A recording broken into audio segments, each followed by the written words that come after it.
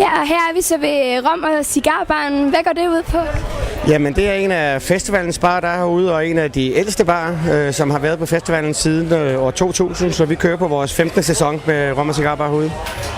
Hvordan startede ideen til at have den her bar? Jamen, vi har arbejdet som frivillige i festivalregi. Nogle af mine medarbejdere tilbage, da festivalen startede faktisk, og jeg har arbejdet herude som frivillig i 25 år. Vi har haft kiosker og cigaretsalg, og så fandt vi ud af, at vi skulle lave noget andet, og så har vi en passion for rom og cigar, og var så naturligt at lave en rom og cigarbar. Hvor mange frivillige er I med her? Vi er 91 medarbejdere hernede, der driver baren hernede. Og hvad går jeres overskud så til?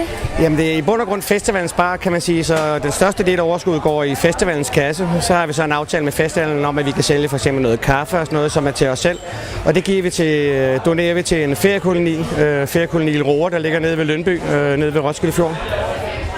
Hvad siger folk til her på festivalen, at der er sådan en rom og cigarbar? Det er måske lidt specielt. Ja, det er måske lidt specielt, men det er en eller anden måde rigtig, rigtig populært. Om aftenen er det stort set ikke til at komme ind i teltet. Om dagen er det bare rigtig hyggeligt at sidde herinde, og man kan gå ind og slappe af og sidde ned. Så jeg har en god fornemmelse for, at folk synes, det er rigtig sjovt.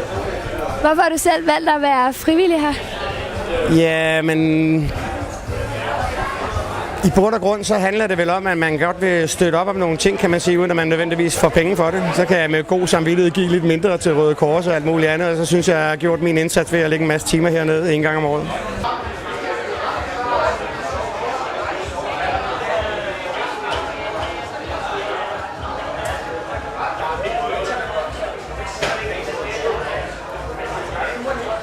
Hvad er det, jeg har pyntet med her i jeres skov? Jamen, vi har over et par omgange faktisk haft et par street art kunstnere hernede til at udsmykke vores bar. Og i år har vi... Man kan se, der hænger herinde, som også pynter fronten og sådan noget. Og det synes jeg er spændende, at man giver sådan unge kunstnere, som arbejder med sådan lidt alternativ kunstform, en mulighed for at give den gas hernede. Så han har brugt en masse timer på at lave det her hernede. Arbejder hernede faktisk konstant stort set i 3 dage. Og det eneste, han får ud af det, det er, at han får 2 festivalarmbånd, som festivalen har givet til os, som vi kunne give til ham. Så det har været rigtig sjovt, og også noget, vi får rigtig mange gode positive tilbagemeldinger på. Ja, for hvorfor er det, at du har valgt, at du gerne vil have street art her? Ja, men altså, det er jo en sådan lidt alternativ kunstform, som er sådan spirende, og som er ved at blive også større, og mange af de tidligere street art kunstnere er jo blevet store kunstnere i dag. Så altså, Husk Mit Navn kender de fleste formentlig, er jo startet med at lave street art, og Kiss Mama har sådan lidt af det samme, som han måske har, eller i hvert fald nogle paralleller til det, og sådan, så hvem ved, måske bliver han en dag penge værd. Men her, der bliver det brudt ned bagefter, og så bliver det ikke brugt igen. Det er aftalen, vi har med ham. Så I skifter så ud hvert år?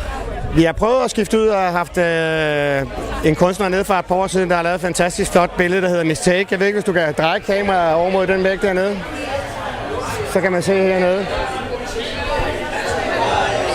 Et kæmpe stort billede på 4x2 meter, hun har malet hernede. Og nu i dag ved jeg, at hun er en forholdsvis ved at blive en etableret kunstner, som blandt andet udstiller på sådan mere også etablerede gallerier, blandt andet over i Aarhus og sådan nogle steder.